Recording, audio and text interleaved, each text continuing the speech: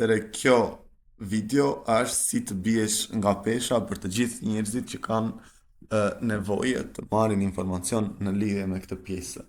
Do flasim në mënyrë të përgjithshme me ato që dihen gjithësisht e më pas do thellohemi në pjesë më specifike dhe më të vështira.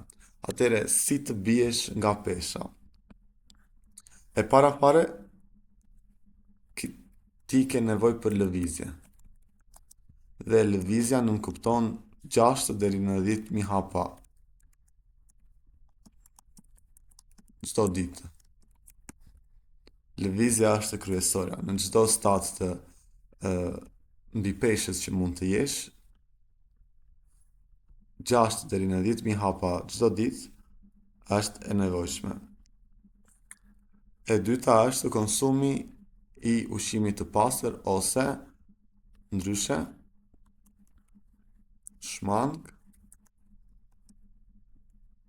ushqimet që kanë sheqer të lartë.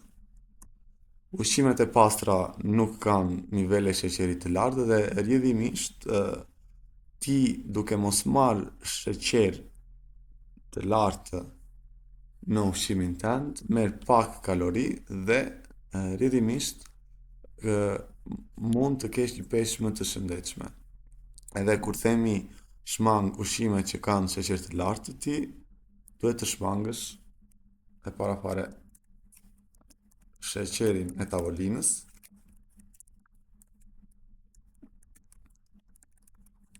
çdo lloj ëmbëlsire, çdo lloj pije me gaz ose energjike dhe brumrat.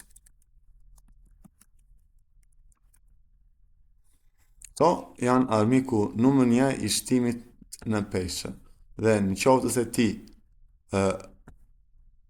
bën lëvizje 6 deri në 10.000 hapa çdo ditë dhe shmang sheqerin, atëherë ti ke bërë një nga punët më të mira të mundshme për të rënë në peshë.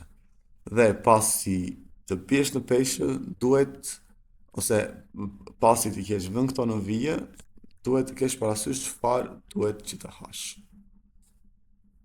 Edhe ushqimi jot duhet të jetë në bazë proteinash.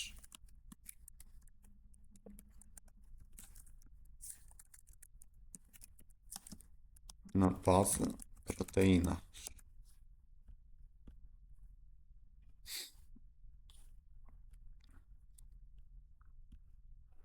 Dhe këto ushqime duhet të jenë vezë, dhe më pas do themi dhe diçka tjetër, se veza është ideale për të konsumuar. Por ushqimet bazë me bazë proteinash duhet të jetë veza, mishi dhe çdo lloj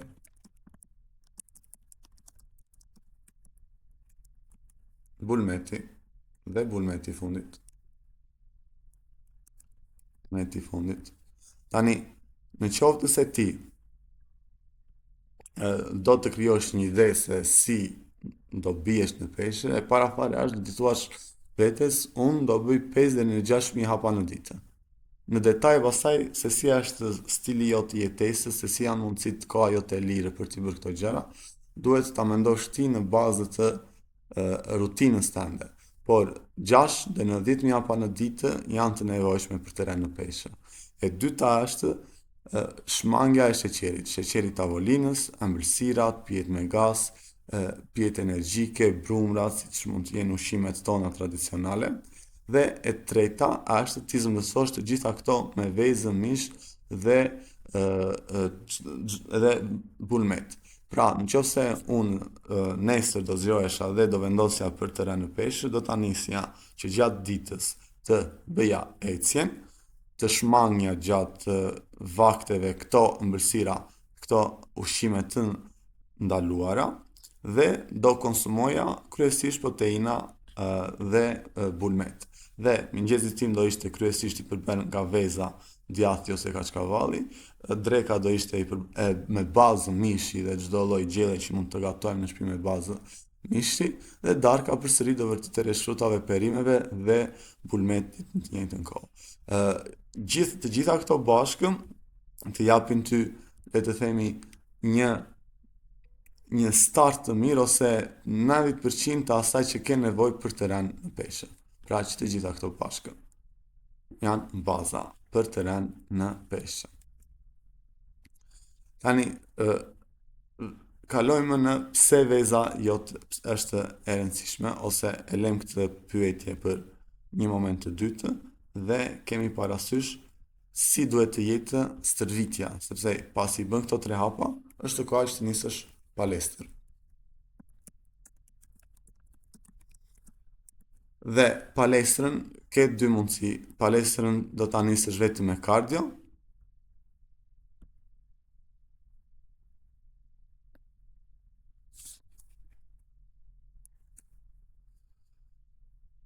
apo me ushtrime. Edhe kur ti të nisësh palestër, duhet të ndërthurësh të gjitha ushtrimet dhe kardiot. Ushtrime plus. Çfarë janë ushtrimet? Të gjitha ushtrimet janë ato pajisjet të cilat ngre pesha, dhe ushtrime duhet i bësh ushtrime për të gjithë trupin, ushtrime për këmbët.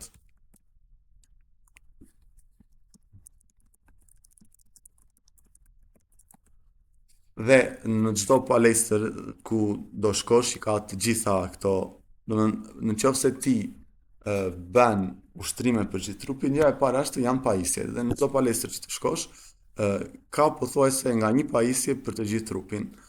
Dhe nuk është edhe aty jesh i avancuar, sepse pajisjet të ndihmojnë që ta bësh ushtrimin me shumë pak gabime. Është gabim që të vesh në palestër dhe të bësh vetëm kardio, sepse kur bën vetëm kardio, bie shumë shpejt, dhe në qoftë se njeh dikë që ka bërë vetëm kardio në palestër, do të thotë që rast shumë shpejt edhe përsova një varje të lëkurës, një varje të trupit dhe një estetikë jo të bukur. Prandaj kur ti bën ushtrime dhe kardio në të njëjtën kohë, trupi jot edhe bie në peshë, edhe krijohet më bukur estetikisht. Dhe kur themi kardio, themi janë të gjitha ushtrimet të cilat janë ecja në pistë, bicikleta, orbitreku. Në qoftë se s'ke qenë ndonjëherë në palestër, orbitreku është një pajisje që bëhet dhe me këmbë dhe me dua në të njëjtën kohë, imiton vrapimin, ose shkallët.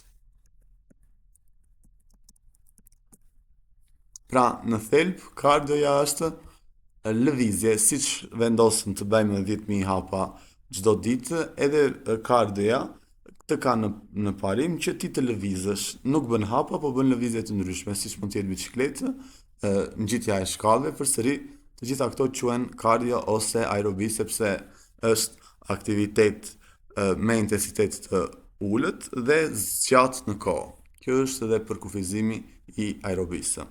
Tani, kur ti nis palestër, thamë që duhet të bësh ushtrime dhe kardio, dhe kur të bësh ushtrimet normalisht do t'i marrësh nga trajneri, ti do vish në palestër dhe ne do t'ju japim ju programin që keni nevojë të ndiqni, dhe atë program që ke nevojë të ndiqesh do ta kesh parasysh që të mbashënin peshat.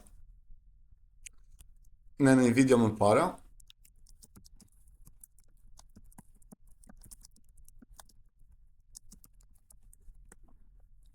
diskutuam si mbaheshin peshat, dhe që ta kuptosh këtë, duhet të shkosh në videoja e parë që folëm, dhe ose thjesht mund të pyesësh trajnerin në numri i WhatsAppit, që është numri i Planet Fitnessit, dhe ti kërkosh ju lutem më dërgoni videon ku shpjegojmë mbajtjen shënim të peshave, ose të pyesësh trajnerin, në qoftë se nuk do ta dëgjosh videon, mund të pyesësh trajnerin të ta shpjegoj si mbahen shënim peshat. Por kjo është një temë shumë e rëndësishme, mbajtja shënim e peshave, sa ne i dedikuam një video të tërë këtij procesi. Pra, e gjitha kjo e përmbledhur është: nëse unë dua të bie nga pesha, e para fare do jetë ecja.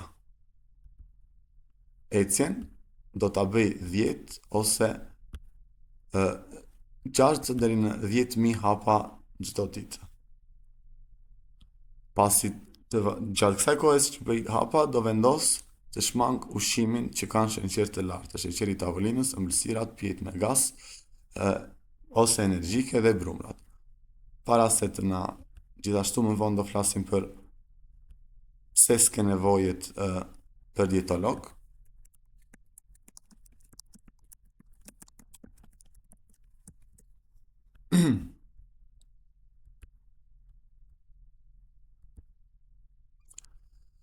Dhe vazhdojmë, pra thamë që gjithë sheqerit e brumra duhet i shmangim, ushqimi bazë duhet të jetë vezë mishi dhe çdo lloj mishit bashkë me bulmetin, duhet të bësh palestrën duhet ta bësh një ndërthurje midis kardios dhe ushtrimeve.